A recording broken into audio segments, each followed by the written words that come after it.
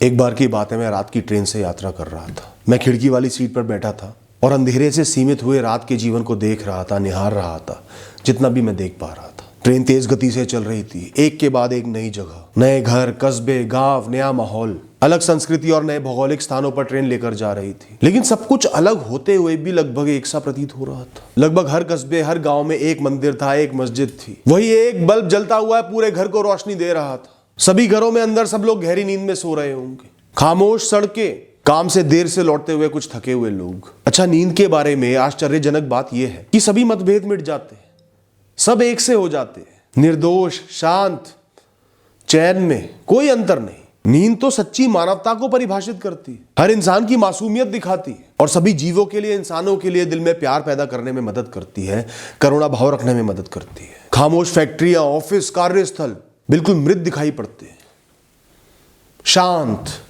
लेकिन सुबह फिर से रोशन हो जाएंगे, फिर पूरे दिन शोर और आवाजों से भरे रहेंगे। दोस्तों, आश्चर्य की बात तो यह भी है कि जगह बदलती जा रही है पर चांद और सितारे तो वही हैं।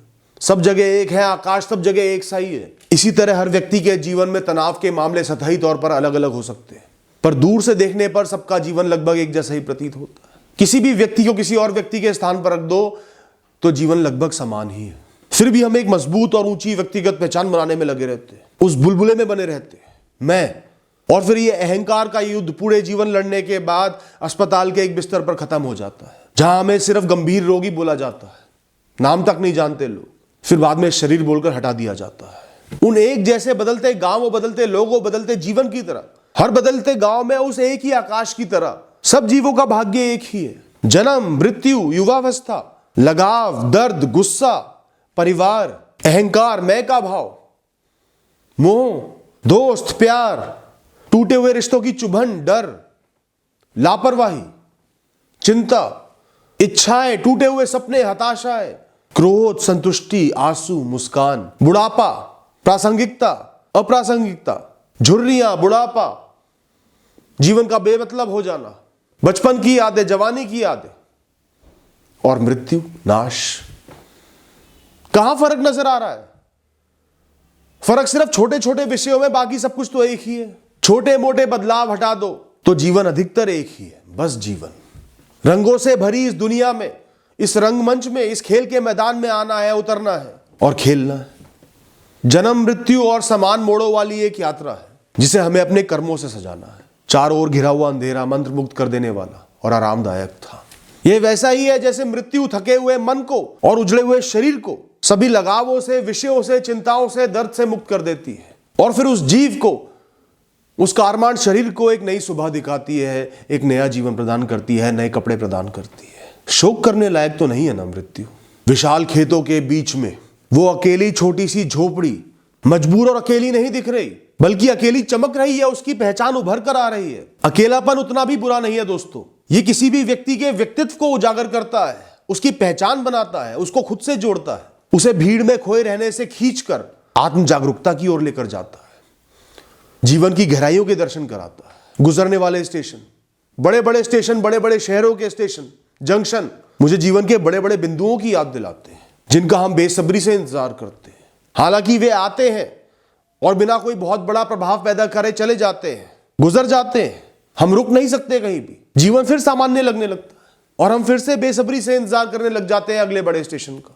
बड़े बड़े स्टेशन आते हैं, चले जाते हैं, जीवन फिर सामान्य हो जाता है और हम बस इंतजार करते रह जाते हैं। कब शादी होगी, कब बच्चा होगा, कब नौकरी लगेगी, कब घर बनेगा, कब रिटायर होऊंगा। जीवन सदैव चलता रहता है, वो कभी नहीं रुकता। जीवन सदैव सामान्य बना रहता है।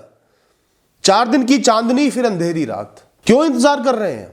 वहीं अगर आप ध्यान से देखो तो जो दृश्यों को आनंद ले रहे हैं, जो राह का आनंद ले रहे हैं, कोई बड़ा इंतजार नहीं कर रहे। आनंद ढूंढने वालों के लिए हर छोटे छोटे स्टेशन का दृश्य भी रोचक होता है, चेहरे पर मुस्कुराहट ले आता है, वो उसी में खुश हो लेते हैं, चाहे छोटा स्टेशन आए चाहे बड़ा स्टेशन आए। जिस तरह जीवन में जो मौजूद रहते हैं, छोटी छोटी खुशियों का आनंद लेते हैं, जीवन का आनंद लेते हैं, वो बेपरवाह जीते हैं, वो खुश रहते हैं। बड़ा मुकाम आए ना आए, खुशी हो, गम हो, सफलता हो, असफलता हो, वो खुश रहने के कारण ढूंढ ही लेते हैं, क्योंकि वो यात्री है। उन्हें इस बात की समझ है कि रुकना कहीं नहीं है, आगे बढ़ते जाना है, जीवन रुकेगा नहीं।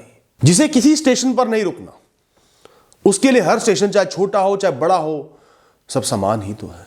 और ध्यान से सोचोगे तो हम इंसानों को तो कभी भी किसी स्टेशन पर रुकने का मौका ही नहीं मिलता। हमें तो सदैव आगे बढ़ना है, समय बढ़ रहा है, तो हमें क्यों बड़े और छोटे छोटे स्टेशनों से इतना फर्क पड़ रहा है। एक लंबी घनी अंधेरी रात के बाद जब सूरज ने अंधेरों के दायरों को तोड़ दिया और एक नई सुबह लेकर आया, प्रकृति का हर कण मुस्कुराया। उसने दुनिया को दिखाया कि अंधकार कभी भी सदैव नहीं रह सकता। वह कितना ही लंबा था पर समाप्त हो ही गया, कितना ही घना था दिन निकल ही गया। इसी तरह जीवन में कुछ भी हमेशा के लिए नहीं रहता।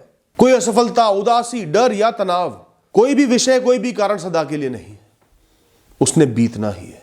फिर भी जीवन में अंधेरों के दौरान हम दिन का उजाला ना देख पाने से डरते, दिन के दौरान हम रातों से डरते, और रात के दौरान दोबारा कभी दिन ना देख पाने से डरते। और फिर यह चक्र खुद को दोहराता रहता है। रात आती है, फिर दिन निकलता है, फिर रात आती है, तो भी हम डरों में फंसे रहते हैं, सच्चाई को देखते ही नहीं। क्या वाकई में मानवता मूर्ख, कमजोर और विरोधाभासी विचारों के बारे में? अगर आज आपके पास जीवन जीने के लिए पर्याप्त कारण नहीं है, आप ऊब गए हो, जीवन में मतलब नहीं दिख रहा, तो सिर्फ ज्ञाता दृष्टा बन जाओ, यात्री बन जाओ, जीवन को ध्यान से देखने वाले। ट्रेन की खिड़की पर बैठे और जीवन बीत रहा है, जो भी हो रहा है उसको ध्यान से देखो, निहारो। किसी विषय में फंसो मत, बस उसे दृश्य की तरह देखो। मन एक बहुत ही शांतिपूर्ण स्थिति में पहुंच जाएगा। सुंदर दृश्य भी बीतने के लिए आएंगे, खराब दृश्य भी बीत जाएंगे।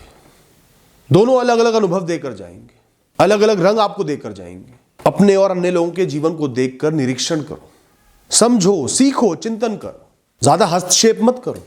जीवन का हर अंश, हर पहलू आकर्षक है, उसे समझो, निहारो और आगे बढ़ो। एक मूक यात्री बनो और चेहरे पर मुस्कान के साथ इस जीवन रूपी रेल यात्रा का आनंद लो दोस्तों। Thank you, all the best.